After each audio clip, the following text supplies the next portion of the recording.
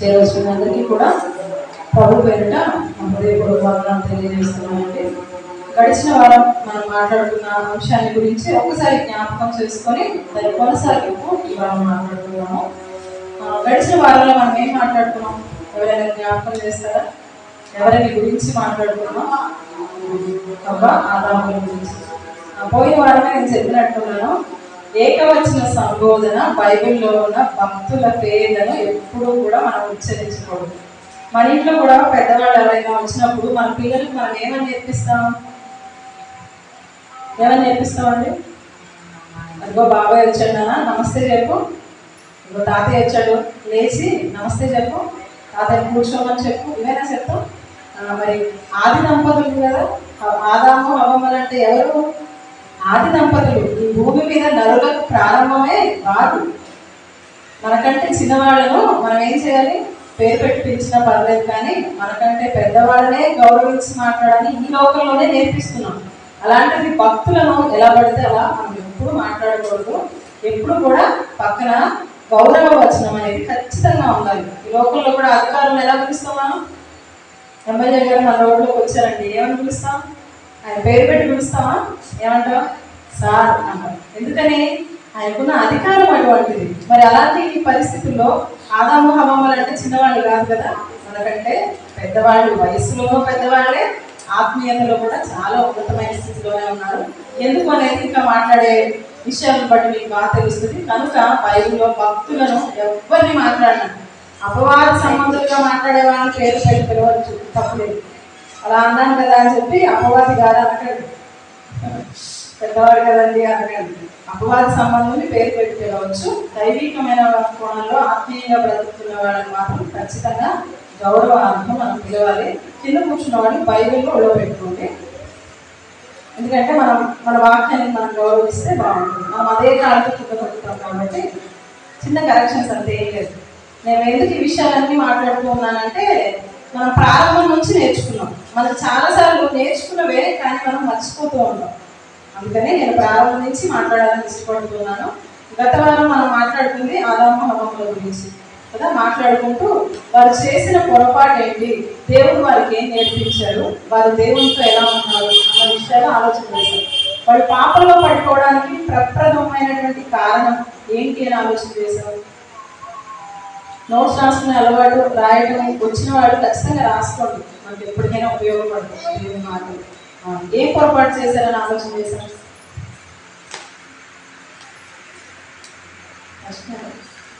హవ్వ గారు ఏం చేశారు?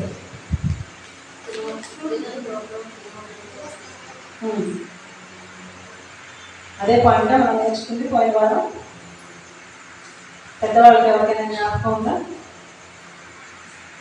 నేను ప్రశ్నిస్తున్నానని తప్పుగా అనుకోకండి. మన హృదయాల్లో నాటబడాలి వాక్యం, అవునా? ఒక విత్తనం వేసామనుకోండి, ఆ విత్తనం ఎక్కడి దాకా వెళ్ళాలి? దాని వేరు ఎక్కడికి వెళ్ళాలి? పైపైన ఉంటే బాగుంటుందా? ఎప్పుడు విత్తనం ఫలిస్తుంది అంటే మంచి నెలలో పడాలంట. అప్పుడు అది ఎంతగా ఫలిస్తుందంట? 30 అంతలుగా, 60 అంతలుగా, 100 అంతలుగా. మనం ప్రార్థన చేసేటప్పుడు కూడా అవే కదా మాట్లాడదాం. ప్రభువా మమ్మల్ని ఆశీర్వదించాయా? ఎంతగా ఆశీర్వదించాలి? ఒక 40% ఆశీర్వదించాయా చాలే అనుకుంటావా? ఎలా ఆశీర్వదించాలి? సంపూర్ణంగా పరిపూర్ణంగా ఆశీర్వదించయ్యా. నీ దక్షిణ హస్తంతో మమ్మల్ని దివ్వించయ్యా. పట్టజాలంతా విస్తారమైనవి కావాలని అడుగుతాం కదా. మరి వాక్యాన్ని కూడా ఎలా వినాలి? మనం హృదయాలు ఎలా భద్రపరచుకోవాలంటే పరిపూర్ణంగా మంచి నేలలో పడింది అనుకో. ముళ్ళ పొదల్లో పడింది ఏమవుతుందంటే ఎదగదు. ఎందుకని? ముళ్ళ పొదలు ఉన్నాయి కదా పైన, ఎదగదు. మనకు విత్తనం గురించిన ఉపమానం తెలుసు కదా. ఏంటి విత్తనాల గురించిన ఉపమానంలో? త్రోవకు పడ్డ ఏమైపోయినాయి?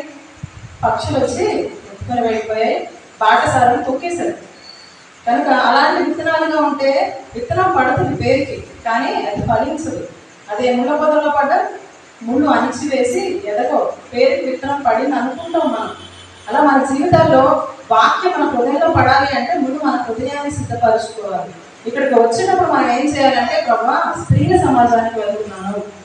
స్త్రీలు అంటే మేము మనమే కదా. జ్ఞానం గల స్త్రీ ఇల్లు కట్టుకుంటుందని చెప్పావు కదా ప్రభువా. నా కుటుంబాన్ని కట్టుకోవడానికి, నా బంధువులను, నా ఇరుగు పొరుగు వారి కుటుంబాన్ని, నా ఆత్మీయ కుటుంబాన్ని కట్టడానికి కావాల్సిన జ్ఞాన సంగతులను నువ్వు నాతో మాట్లాడయ్యా. ఎందుకంటే వాక్యం మనం మరణించేంత వరకు మనకు అవసరమే. ఆహారం ఎప్పటి వరకు తీసుకుంటామంటే ఈరోజు తింటానండి మళ్ళీ వచ్చేవాళ్ళు తింటా అంటారా? మనం ఎప్పుడు తింటాం? మనం బ్రతుకున్నంత వరకు తీసుకోవాల్సిందే.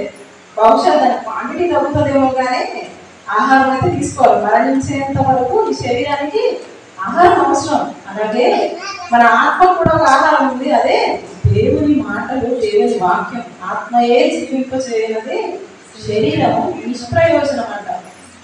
మట్టిలో కలిసిపోయే దేహానికే ఆహారం అవసరం అని 3 పూట్ల తింటూ ఉన్నప్పుడు ఈ ఆత్మ శరీరాన్ని నడిపించే ఆత్మకు అవసరమైనటువంటి వాక్యాన్ని మనం ఎంత శ్రద్ధగా మనం వినాలి, ఎంత ఏమంటారు విన్న వాక్యాన్ని ఎలా మనం ఎంత జాగ్రత్తగా భద్రపరుచుకోవాలి, అవునా కదా? కనుక ఇప్పటి నుంచి రాయగలిగిన వాళ్ళు చక్కగా బుక్ తీసుకొని రాసుకోండి. రాయలేని వాళ్ళు పెద్దవాళ్ళు మీకు అందరికీ అనుభవ జ్ఞానం అయినప్పటికీ కూడా అపవాదం ఏం చేస్తుందంటే మీకు తెలిసిన అని విననివ్వకుండా చేస్తుంది. ఏమవుతుంది అలా అంటే అసలు అశ్రద్ధే అవుతుంది.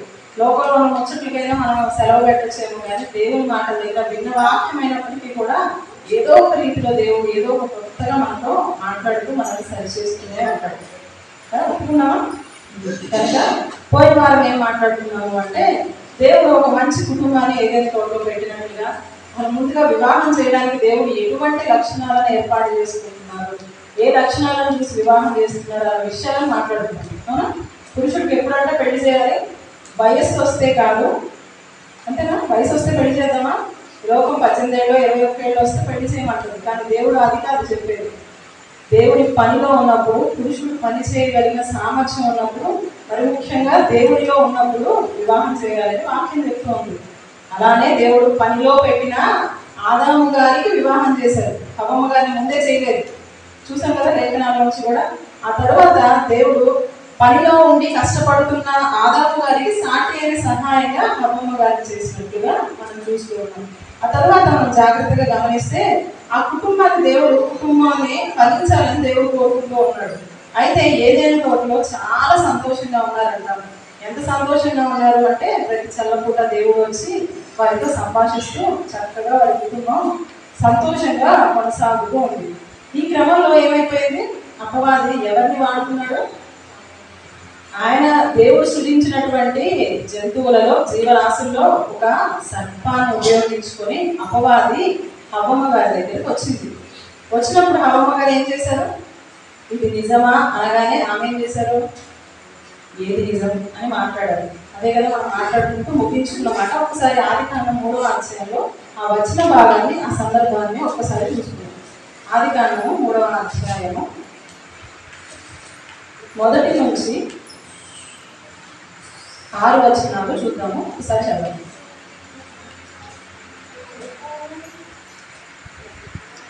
ఆదికాండము 3వ అధ్యాయం 1 నుంచి 6 వచనాలు. దేవుడైన యెహోవా చేసిన సమస్త భూజంతువులలో సర్పము యుక్తి గలదై ఉండేది. అది స్త్రీతో, ఇది నిజమా? ఈ తోట చెట్టలో దేని ఫలములనైనా మీరు తినకూడదని దేవుడు చెప్పానా అని అడిగాడు. అందుకు స్త్రీ, ఈ తోట చెట్ల ఫలములలో మేము తినవచ్చు, అయితే తోట మధ్యన ఉన్న చెట్టు ఫలములను కూర్చి దేవుడు మీరు చావకుండునట్లు వాటిని తినకూడదనియు వాటిని ముట్టకూడదనియు చెప్పానని సర్పముతో అని. అందుకు సర్పము, మీరు చావనే చావరు, ఏలయనగా మీరు వాటిని తిను దినమున మీ కన్నులు తెరవబడననియు మీరు మంచి చెడ్డలను ఎరిగిన వారే దేవతల వలె ఉందురనియు దేవునికి తెలియనని స్త్రీతో చెప్పగా, ఆ స్త్రీ ఆ వృక్షము ఆహారములకు మంచిదియు కన్నులకు అందమైనదియు వివేకమిచ్చు రమ్యమైనదియునై ఉండుట చూసినప్పుడు ఆమె దాని ఫలములలో కొన్ని తీసుకొని తిని తనతో పాటు తన భర్తకును ఇచ్చెను. అతడు కూడా తినెను. వారి ఇద్దరి కన్నులు తెరవబడ్డాయి, వారి దిగంబరులు అని గమనించారు. సందర్భం తెలిసిందే అయినప్పటికీ ఒకసారి పరిశీలనగా గమనిద్దాం. ఇక్కడ జరిగిన సందర్భాన్ని జాగ్రత్తగా గమనిస్తే ఎవరు వచ్చారంట? హవ్వమ్మ గారి దగ్గరికి సర్పం వచ్చిందంట. సర్పాన్ని వాడుకుని అపవాది వచ్చాడు. అపవాది వచ్చి ఏమంటుంది? ఇది నిజమా?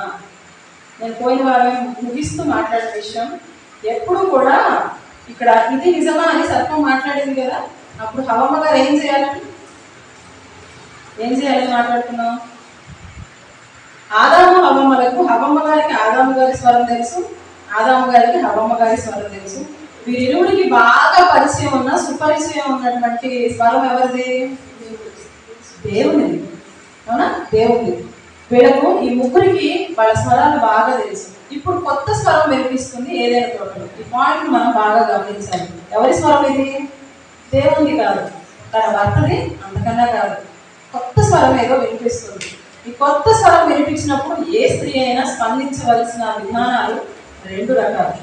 ఒకటి, ఎవరైనా కొత్త వాళ్ళు మన ఇంటికి వచ్చారనుకోండి, వచ్చి మీ వారు ఉన్నారని అడిగారు, ఇంట్లో ఒక్కడమే ఉన్నాం, ఎలా మాట్లాడాలి? రండి రండి లోపలికి వచ్చి కూర్చొని అన్నామా? బాగుంటుందా? మనకి వాళ్ళు ఎవరో తెలియదు. మనకు తెలిసిన వాళ్ళు అయితే లోపలికి పిలవచ్చు, కానీ మనకి వాళ్ళు తెలియదు. ఏం చేస్తాం మనం? మా వారు లేరండి, మీ పేరేంటో చెప్పండి, మా వారు వచ్చాక చెప్తాను. కాదమ్మా, నేను మీకు బాగా బంధువుని, ఒక అరగంట ఉండేస్తాను, చిన్న పని నుండి వచ్చాను అంటే ఏం చేస్తాం?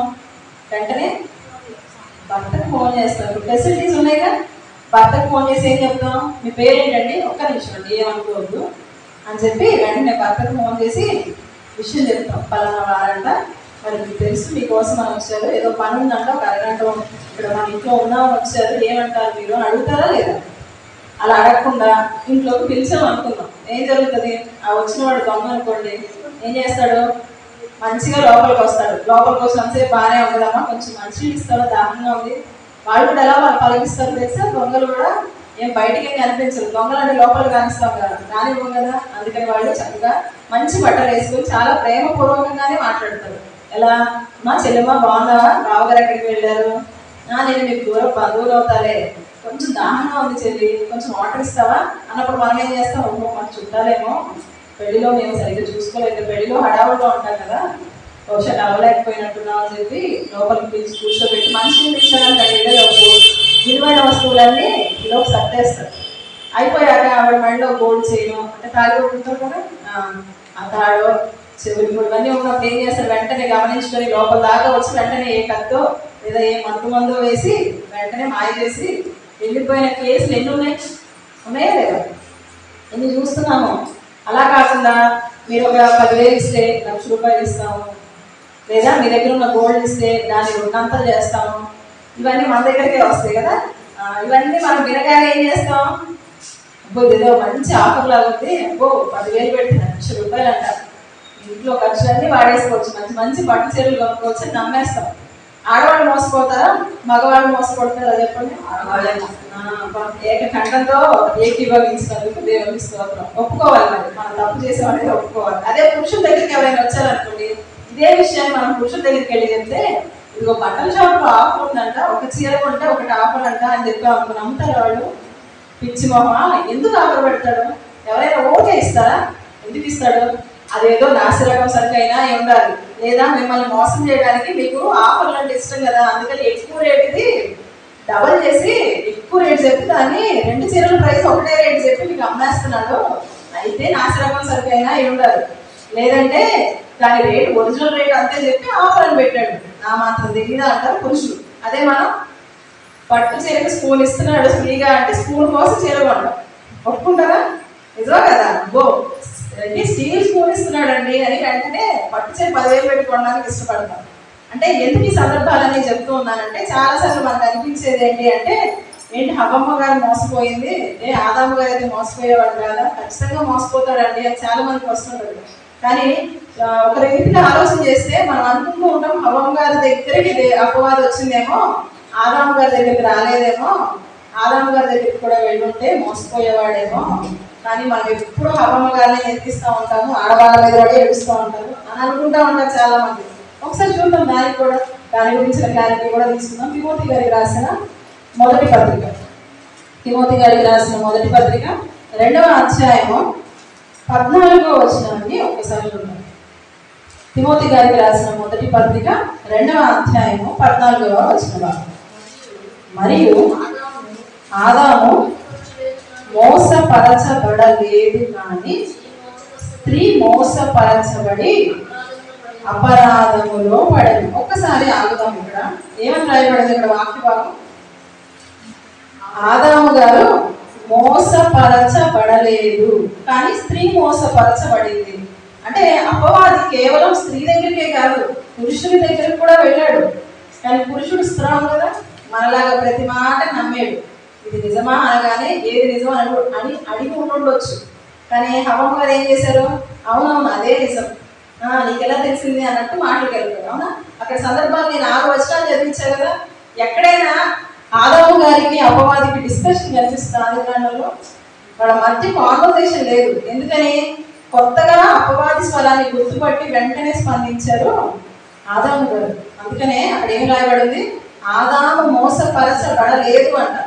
అంటే మోసపోలేదండి, నేను చాలా తెలియగలదని అంటారు చూసారా. అంటే మోసం చేయడానికి వచ్చాడు, కానీ మనం ఏం చేసామంట? మేము మోసపోలేదండి అంటున్నామంటే మనల్ని మోసం చేయడానికి వస్తే మనం ఆ మోసంలో పడలేదు అని మనం ఒప్పుకుంటున్నాం. అలాగే ఇక్కడ వాక్య భాగాన్ని మనం అర్థం చేసుకోవాలి. ఆదాము మోసపరచబడలేదంట. అంటే అర్థం ఏంటంటే అపవాది ఆదాము గారి దగ్గరికి వచ్చింది, కానీ ఆదాము గారు చాలా తెలివిగా ఉండి ప్రారంభంలోనే కట్ చేశారు. కానీ హవ్వ గారు ఇది నిజమా? ఇందాక 3వ వచనంలో చూసాం కదా. ఇందాక నేను చెప్పినట్టు కొత్త వాళ్ళు రాగానే మనం ఇంట్లో తీసుకొచ్చి కూర్చోబెట్టి బాగుంటున్నాం అనమాట. కొంతమంది తెలివిగా ఉంటారు, మా వారు లేరు, స్ట్రిక్ట్ గా తలుపులు వేసి తలుపులు అలాగే ఉండి కిటికీలోంచి మాట్లాడుతూ ఉంటారు. లేరండి, కావాలంటే ఫోన్ చేయండి, ఆయన వచ్చాక రండి అని. ఎదుటి వాళ్ళు ఏమనుకుంటారని ఇబ్బంది ఏం లేదు, ఎందుకంటే నాకు తెలియదు కదా, అలాగే స్పందించాలి. కానీ హవ్వ గారు ఏం చేసింది? ఇది నా భర్త స్వరం కాదు, దేవుడి స్వరం అంతకన్నా కాదు, కొత్తగా వినిపిస్తుంది కదా. కానీ ఆమె ఏం చేసిందంటే మొదట చేయవలసిన పని, జ్ఞానవంతురాలు చేయవలసిన పని ఏంటంటే ముందు ఇది ఎవరి స్వరం కొత్తగా ఉంది కాబట్టి నువ్వెవరు అని అడగాలి. అవునా కదా? నువ్వెవరు అని అడగాలి. అడిగిందంటే హవ్వ గారు ఆమె చేసిన పొరపాట్లు ఏంటో చెప్తున్నాను, రాసుకోండి చక్కగా. ఆమె చేసిన పొరపాటు కొత్త స్వరం వినపడినప్పుడు, కొత్త వాళ్ళు కనపడినప్పుడు ఎవరు నువ్వు అని ప్రశ్నించాలి. మనం కూడా ఫోన్ చేసాం అనుకోండి, ఎవరికైనా మొదట మాట్లాడే మాట ఏంటి? ఫస్ట్ ఫోన్ తీయగానే ఏమంటారంటే హలో అంటామా? హలో అన్నప్పుడు ఆ వాయిస్ గుర్తుపడతారు. ఎవరండి? ఇప్పుడు ఇప్పుడు మీ వారే ఉన్నారు, మీ వారి ఫోన్ ఆఫ్ అయిపోయింది, వేరే వాళ్ళ ఫోన్ తీసుకొని నా ఫోన్ ఆఫ్ అయిందని చెప్పడానికి పక్కన వాళ్ళ ఫోన్ తీసుకొని చేశారు. మీకు హలో అంటాడు అంటారా? హలో అని మీ పేరు రమణానో రోజానో అని పిలిచాడు. మీరు ఏం చేస్తారు? వెంటనే ఎవరు నువ్వు అంటారా? అంటారా? అనో. ఎందుకనో? భర్త గురించి తెలుసు కదా మనకి. హలో అంటే మన పేరు పిలిచేది ఎవరు? ఆ స్వతంత్రం ఎలా ఉందో పలికే విధానం మనకు తెలుసు కదా. ఇప్పుడు హవ్వ గారికి అక్కడికి వచ్చి మాట్లాడుతున్నటువంటి స్వరం చాలా కొత్తది, ఆమెకు తెలియనటువంటి ఒక స్వరం. మాట్లాడుతున్నప్పుడు ఇవి ఏం చేశారంటే నువ్వెవరో అని అడగలేదు. ఆమె చేసిన మొట్టమొదటి పొరపాటు. రెండవదిగా ఏంటి అంటే ఆ కొత్త స్వరంతో ఏం చేసిందంటే ఇక్కడ చక్కగా ముచ్చట్లు పెట్టారు. ఇందాక చెప్పా కదా, తెలియని వాళ్ళ ఇంట్లో తెలిస్తే ఏమవుతుంది? మన ఇల్లు గొల్లైపోతుంది. కొన్నిసార్లు ఆ గోల్డ్ కోసం ప్రాణాలు కూడా పోయిన పరిస్థితి కనిపిస్తుంది. ఇళ్లలో ఒంటరి లేడీస్ కనిపెట్టుకుని వచ్చి మర్డర్ చేసి వెళ్ళిన వాళ్ళు ఎంతమంది ఉన్నారు కదా. ఇక్కడ హవ్వ గారు కూడా కూర్చొని ముచ్చట్లు పెట్టారంట. ఆ ముచ్చట్లు పెట్టినప్పుడు అక్కడ జరుగుతున్న సందర్భాన్ని మనం గమనిస్తే దేని గురించి మాట్లాడుతుంది అపవాది? దేని గురించి మాట్లాడుతుందని? ఏదేమో అనేది ఆదాము హవ్వల ఇల్లు, గుర్తుపెట్టుకోండి. ఇది మన ఇల్లు అండి. ఇప్పుడు తెలియని వ్యక్తి వచ్చి ఏం మాట్లాడుతున్నాడు? అక్కడ మీ తోటలో మధ్యలో ఒక చెట్టు ఉందా? యాక్చువల్లీ అక్కడ అడ్రస్ అయితే చేయడు, కానీ ఇది నిజమా అని మాత్రమే అడుగుతుంది. తోటలో చాలా చెట్లు ఉన్నాయి, మన ఇంట్లో ఉన్నటువంటి ప్రాపర్టీ గురించి మాట్లాడుతుంది. అదొక మన ఇంట్లో తోటలో ఉన్న చెట్ల గురించి మాట్లాడుతుంది. అప్పుడు మనం ఏం చేయాలి? మన బీరువాలో, మీ బీరువాలో ₹1,00,000 పెట్టారంట కదా, నిజమేనా అని ఎవరైనా వచ్చారు, మనం ఏమంటాం? ఇక గుర్తుందా లేదా? సుబ్బెవరివి నా ఇంట్లోకి వచ్చి నా బీరువాలో సంగతులు, నా డబ్బుల గురించి మాట్లాడుతున్న ముందు బయటకు వెళ్ళి అంటాం. ఇక్కడ అపవాది వచ్చి మీ తోట చెట్ల పొలాల్లో మీరు ఏమన్నా తినకూడదా అంటే అదేగా అర్థం. మా ఇంట్లో, మా తోటలో, మా చెట్ల సంగతి నీకెందుకు అన్నారా వద్దా? అన్నారా? అనలేదు. బీరువా తాళాలు ఎక్కడ పెడతామంటే మేము బీరువా పైన ఒక అరమర ఉంది, దానిపైన దాచిపెడతావు లోపల. లేదంటే బీరో ఓపెన్ చేయగానే చీరలు ఉంటాయి కదా, చీరల అరల్లో ఎర్ర చీర ఉంటుంది, ఆ ఎర్ర చీర మధ్యలో తాళం పెట్టి ఉంటుంది, దాని లోపల లాకర్ తాళం అనమాట అని చెప్పామనుకోండి ఎలా ఉంటుంది? ఎంత అమాయకంగా, ఎంత పిచ్చితనంగా, ఎంత హాస్యాస్పదంగా ఉంటుందో. హవ్వమ్మ గారు స్పందించిన విధానం కూడా అలాగే ఉంది. ఏం చెప్తున్నారు ఆవిడ? తోట చెట్ల ఫలాల్లో ఏమన్నా తినకూడదు అని మాత్రమే అడిగింది. ఈవిడేం చెప్తున్నారు? అవునవును నిజమే, అది ఎక్కడుందో తెలుసా? తోట మధ్యలో ఉంది, దాన్ని తినకూడదు, మేము ముట్టుకోకూడదు. అంటే ఇంటి గుట్టును ఏం చేస్తున్నారు ఈవిడ? బయట పెట్టుకున్నారు. ఈరోజు యూట్యూబ్ ఛానల్, ఈ సోషల్ మీడియా ఎక్కువ వచ్చేసరికి ప్రతి ఒక్కళ్ళు కూడా ఇంటి గురించి హోమ్ టూర్లు చేస్తున్నారు. తెలుసా? పెద్దవాళ్ళు కూడా తెలిసే ఉంటుంది. మా ఇల్లు ఎలా ఉండదు, సినిమా యాక్టర్ ఇల్లు ఎలా ఉండదో తెలుసా? చూడండి, హోమ్ టూర్ అనగానే పక్కన బట్టలు ఉంటుంది. ఇలా రాగానే ఇది హాలు, ఇక్కడ సోఫా ఉంటుంది, ఇట్లా వెళ్తే కిచెన్ వస్తుంది, ఇలా వెళ్తే బెడ్రూమ్ వస్తుంది, ఇక్కడ నుంచి బాత్రూమ్ వస్తుంది, ఇది మా బీరువా, ఇవన్నీ చూపిస్తూ ఉన్నారు. ఈ క్రమంలో ఏమైపోయిందంటే దొంగల చేతికి తాళాలు ఇచ్చినట్టే. ఓహో, తెలియని దొంగ ఏం చేస్తారంటే ఇంట్లో ఎలా ప్రవేశించాలి, ఎటైతే ఏం వస్తుందో తెలియదు ముందు. కానీ ఇప్పుడు హోమ్ టూర్లు చేసేసరికి ఓహో, ఇలా వెళ్ళగానే ఎడ చేతి వైపు వెళ్తే అక్కడ హాల్ వెళ్ళి కిచెన్ వస్తుంది, కుడి చేతి వైపు వెళ్తే బెడ్రూమ్ వస్తుంది. కాబట్టి వాడు ఏం చేస్తాడు, ఇక డైరెక్ట్ ఎంటర్ అవడం డైరెక్ట్గా ఎడ చేతి వైపుకి వెళ్ళిపోతాడు. ఎందుకని బంగారం విలువైనవన్నీ అక్కడే కదా ఉండేది. ఇప్పుడు ఎంటర్ అయిపోయి అక్కడ విలువని తీసేసుకుంటాడు. చాలా మంది అదే చెప్తూ ఉన్నారు, మా బంగారం ఈ లాకర్లో పెట్టుకుంటాము, మా డబ్బులు దీనిలో పెట్టుకుంటాం, మా బీరువా కింద కూడా మేము ఇక్కడ ఇళ్ళ పత్రాలు ఉంటాయి, లేకపోతే డాక్యుమెంట్లు ఉంటాయి, విలువైనవన్నీ ఇక్కడ పెట్టుకుంటామని ఎంత మందో. అవన్నీ చూసి దొంగతనం చేసి దొంగలు కూడా ఉన్నారు. ఎలా దొంగతనం చేసామా అంటే ఒకప్పుడు ఒంటికి నోట్లు వస్తుంది దొంగతనం చేయడానికి వచ్చేవాడు, కానీ ఇప్పుడు చక్కగా యూట్యూబ్ ఓపెన్ చేసుకొని హోమ్ టూర్ చూసి వచ్చేస్తాను. వాస్తవం, ఇదేదో నవ్వుకోవడానికి కాదు, కానీ నిజంగా జరుగుతుంది. ఎందుకంటే ఇంట్లో ఏం జరుగుతుందో బయట చెప్తున్నారు. మళ్ళీ వెళ్తూ ఏం చెప్తారు, ఫ్రెండ్స్ మేము 4 రోజులు పలానా ఊరికి ట్రిప్ వెళ్తున్నాం, మేము అక్కడికి వెళ్ళాక మీకు ఆ ట్రిప్ సంగతులన్నీ చెప్తారు. 4 రోజుల పాటు మేము ఇంట్లో ఉండవు. అప్పుడు దొంగలకి ఏమనిపిస్తుంది, 4 రోజులు ఇంట్లో ఉండరు కాబట్టి 4 రోజుల్లో ఇల్లు సర్దేద్దామని చక్కగా 4 రోజులు ప్లాన్ చేసుకుని వచ్చి ఇల్లు సర్దేసుకుని వెళ్ళిపోతారు. అలా ఎన్ని కేసులు చూస్తున్నాం బయట, పేపర్లో ఎన్ని న్యూస్లు. అంటే మన అతి తెలివితేటలు అన్నమాట. మనం చెప్పకూడదు, మన ఇంటి గుట్టుని ఏం చేయకూడదు, ఎప్పుడు బయట పెట్టుకోకూడదు.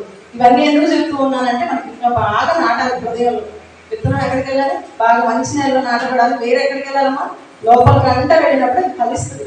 మనం చేసే పొరపాట్లు ఏంటనేది నేను మరలా జ్ఞాపకం చేస్తున్నాను. హవమ్మ గారు చేసిన పొరపాటు ఏంటి? మొదటిగా చెప్పాలి, ఏం పొరపాటు చేసిన మొదటిగా?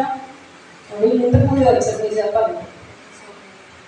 కొత్త స్వరం వినపడినప్పుడు ఎవరు అని ప్రశ్నించలేదు. రెండవదిగా మాట్లాడుకుంటున్నాం కదా, ఇంటి గుట్టు గురించి ఇతరులు మాట్లాడుతూ ఉన్నప్పుడు చాలా మంది అదే వాడే పరిభాష అమ్మలక్కని అంటాం కదా, చక్కగా కూర్చొని ఏం మాట్లాడుకుంటారు, పోయిన వారైనా ముగిస్తూ మాట్లాడారు. మన ఇంటి సంగతులు మాట్లాడుతున్నప్పుడు మీ వారి గురించి, మన భర్త గురించి కానీ, మన కుటుంబంలో అత్తమామల గురించి కానీ, వదినల గురించి, ఆడబిడ్డల గురించి మాట్లాడుతున్నప్పుడు మనం 4 మాటలు ఎప్పుడూ కలుపుకోండి. ఎందుకంటే మన కుటుంబంలో ఎన్ని గొడవలు జరిగితే మన ఇంట్లోనే జరగాలి. పెద్దవాళ్ళు కూడా సామెత ఏం చెప్తారు, భార్యాభర్తల మధ్య గొడవ 4 గోడల మధ్యలోనే ఉండాలంట, రచ్చకెక్కకూడదు. అలా కనుక బయటికి వెళితే ఇక చిలువలు పలువలు అయిపోతాయి. ఇక ఆమ నోట్లోంచి నాని నాని నాని నువ్వు గింజ కూడా ఏమవుతుందంటే సామెత తెలుసుగా, నువ్వు గింజ వేస్తే నాన్న అంట ఆడవాళ్ళ. ఎందుకంటే నాన్నగారికి నోరు మూస్తే కదా, అర్థమైందా? నోరు మూస్తే నాన్నది. ఒక విషయం తెలియగానే వాళ్ళకి చెప్పుకుంటూ వెళ్ళిపోతారు. ఇప్పుడు ఒక విషయం జరిగింది అనుకోండి, పలానా వాళ్ళ ఇంట్లో ఎవరైనా అమ్మాయో అబ్బాయో ఏదో ప్రేమలో పడ్డాడో, ఎవరో అమ్మాయిని తెచ్చేసుకున్నాడు, ఇవన్నీ జరిగింది అనుకోండి, ఊరు మొత్తానికి ఎప్పుడు తెలుస్తుంది? 1 గంటలో తెలుసుకోదు. బహుశా నేను గంటలానే ఎక్కువ టైం చెప్పుకుంటారు, 15 సెకండ్స్లో వెళ్ళిపోతుంది న్యూస్. ఎందుకని అమ్మ మాట్లాడితే వెళ్ళిపోతుంది. మన ఇంటి విషయాలు మనం ఎవరికి తెలియకుండా జాగ్రత్త పడాలి. ఎప్పుడైనా గుర్తుపెట్టుకోండి, కుటుంబంలో సమస్యలు వస్తాయి, ఎప్పుడైనా సమస్యలు వస్తాయి. కానీ సమస్యలు వచ్చినప్పుడు మనం ఏం చేయాలంటే, 3వ వ్యక్తిని, బయట వారిని ఎప్పుడు కూడా ఎంటర్టైన్ చేయకూడదు. కొన్నిసారి కూడా నేను అదే చెప్తూ ముగించాను. ఎప్పుడైనా గొడవలు కానీ సమస్యలు కానీ వచ్చినప్పుడు మన తండ్రిని, మన దేవుని సన్నిధిని, మనం ఆయన పాద సన్నిధిని ఆశ్రయించాలి తప్ప 3వ వ్యక్తిగా లోకంలో ఉన్న వారిని లేదా అపవాది సంబంధుల్ని మనం ఎప్పుడూ ఆశ్రయించకూడదు. కుటుంబంలో గొడవలకు కారణం వాళ్ళే, అవునా? మొదటిగా కొత్త వాళ్ళు ఎవరైనా వచ్చినప్పుడు మన వారితో స్తోత్రం.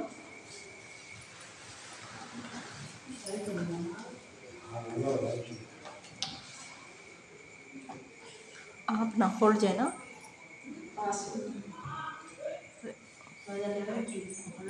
సరే టార్చ్లన్నీ ఆన్ చేస్తే మనం నా ఫోన్ కూడా కూర్చొని ఉంటుంది.